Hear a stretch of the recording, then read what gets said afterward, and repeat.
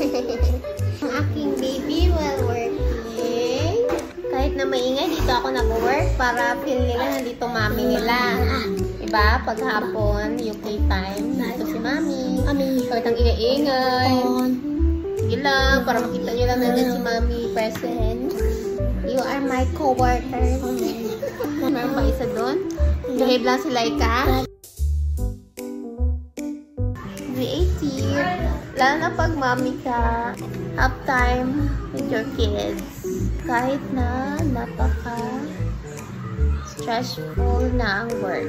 Dapat iwalay natin ang ating work life sa ating personal family life. Yan lang ang tip for today. Next naman na tip on Wednesday siguro about other ways to find a VA job. For more VA tips, Mama Life, follow me, Mama. Mahulog ka.